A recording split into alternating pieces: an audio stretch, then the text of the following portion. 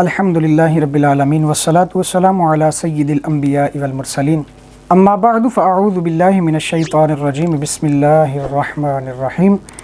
I hope that you are fine. آپ احباب کے سامنے ایک نئی ویڈیو کے ساتھ حاضر ہوا ہوں. آج کی اس ویڈیو کا ٹاپک اور عنوان یہ ہے کہ جو بھی ہم دعا کرتے ہیں ہماری سوسائٹی میں ایک یہ روش چلی ہوئی ہے کہ جب دعا کرتے ہیں تو پھر اگر کوئی ثمرہ نہیں ملتا چند ہی لمحوں میں یا چند ہی دنوں میں تو پھر ہم سمجھنا یہ شروع کر دیتے ہیں کہ لگتا ہے ہماری دعا ہی قبول نہیں ہوئی. لیکن اسی کنسیپٹ کو درست کرنے کے لیے اور جو ہمیں تعلیمات قرآن اور احادیث میں دی گئی ہیں انہی کی روشنی میں جو ہے وہ ایک عرض کرنے کے لیے حاضر ہوا ہوں. اللہ رب العزت نے قرآن مجید فرقان حمید کی سورہ آل عمران کے اندر ارشاد فرمایا اذ قالت امرأۃ عمران رب انی نذرت لک ما فی بطنی محررا فتقبل منی. یہاں سے میں ابتداً یہ عرض کرتا چلوں کہ یہ آل عمران سورت کا جو نام ہے تو عمران جو ہے وہ دو تھے. ایک ہے عمران بن یسہر جو حضرت یعقوب علیہ السلام کی اولاد سے تھے اور دوسرے عمران ہیں عمران بن ماثان. یہ جو ہیں ان کے آگے جو یہ والد صاحب ہیں اور آگے پھر حضرت مریم سلام اللہ علیہا جو ہے یہ ان کی بیٹی اور صاحبزادی ہیں. تو ان کی والدہ کا نام تھا حنہ بنت فاقوزہ. اب کافی عرصہ گزر گیا، بڑھاپا آ گیا، لیکن ابھی تک ان کے ہاں اولاد نہیں ہوئی تھی. تو ایک مرتبہ یہ کیا دیکھتی ہیں کہ گھونسلے کے اندر ایک پرندہ بیٹھا ہوا ہے جو اپنے بچے کو جو ہے وہ کوئی چیز کھلا رہا ہے، دانہ کھلا رہا ہے. تو یہ دیکھ کر کے نا وہ شفقت، تو ان کے مائنڈ میں یہ بات آئی کہ اللہ تعالیٰ مجھے بھی اولاد عطا فرمائے تو میں بھی اسی طرح کی جو ہے اس کے ساتھ شفقت کروں. تو یہ اب جو ہے نا بظاہر دیکھا جائے تو کافی ساری ایج ہو گئی تھی، لیکن اس کے باوجود جب اللہ تعالیٰ کی بارگاہ میں دعا کرتے رہے پھر بھی کہ یا اللہ مجھے بھی اولاد عطا فرما دے، یہی تو عرض کرتے چلے آ رہے تھے. تو پھر ایک وقت جب کافی عرصہ گزرا تو اس کے بعد جا کر کے جو ہے وہ آپ کے بطن اطہر میں جب حضرت مریم سلام اللہ علیہا تشریف لائیں تو اس کے بعد جو ہے وہ دعا کی قبولیت کا وقت آیا.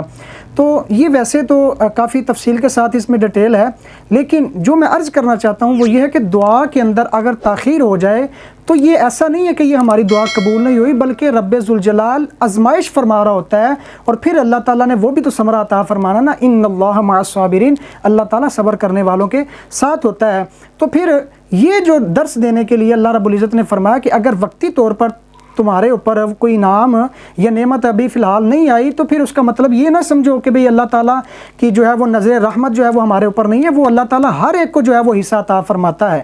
ٹھیک ہے. وَإِذَا سَأَلَكَ عِبَادِي أَنِّي فَإِنِّي قَرِيبٌ، جب بھی کوئی بندہ سوال کرتا ہے دعا کرتا ہے اللہ رب العزت دعا قبول ضرور فرماتا ہے، لیکن اس میں تاخیر اگر ہوتی ہے تو وہ بھی اللہ رب العزت کی مشیت میں اور اللہ تعالیٰ کی رضا کے ساتھ ہوتی ہے اور اس میں کوئی حکمت ہوتی ہے. اور اس کے اوپر میں ایک دلیل کے طور پر یہ عرض کرتا چلوں کہ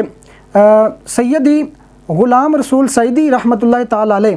جو امام المفسرین ہے دور حاضر کے، تو آپ نے جو تفسیر تبیان القرآن کے اندر جلد نمبر 1 صفحہ نمبر 549 کے اندر یہ جو بات نقل فرمائی ہے، آپ نے فرمایا ربنا وابعث فیہم رسولا. حضرت ابراہیم علیہ السلام نے جو مکہ تعمیر کرنے کے بعد جو دعا کی تھی کہ یا اللہ میری ہی اولاد میں سے کسی نبی کو، اس آخر الزمان نبی کو مبعوث فرما دینا. تو آپ فرماتے ہیں کہ یہ جو دعا حضرت ابراہیم علیہ السلام نے کی تھی وہ 2775 سال کے بعد جا کے وہ دعا قبول ہوئی تھی. تو اس میں اللہ رب العزت نے اپنے انبیاء کرام کے ذریعے سے ہمیں میسیج اور پیغام کیا دیا ہے کہ اگر دعا کرنے میں کوئی تاخیر ہو جائے تو ہم نے جو ہے اس سے یہ نہیں سمجھنا کہ نعوذ باللہ ہماری دعا قبول نہیں ہوئی، بلکہ اللہ رب العزت جو اگر تاخیر ہوتی ہے تو اس میں کوئی حکمت ہوتی ہے یا اس میں بہتری جو ہے وہ وقت آنے کے ساتھ ساتھ وہ ہمارے لیے زیادہ ہوتی ہے. اس لیے اللہ رب العزت جو ہے اللہ کی بارگاہ میں دعا ہے کہ رب تعالیٰ ہم سب کو صبر کی توفیق عطا فرمائے اور جو ہم دعا کرتے ہیں اللہ تعالیٰ جو ہے وہ ان کا اچھا ثمرہ ہمیں عطا فرمائے. آمین بجاہ نبی الامین.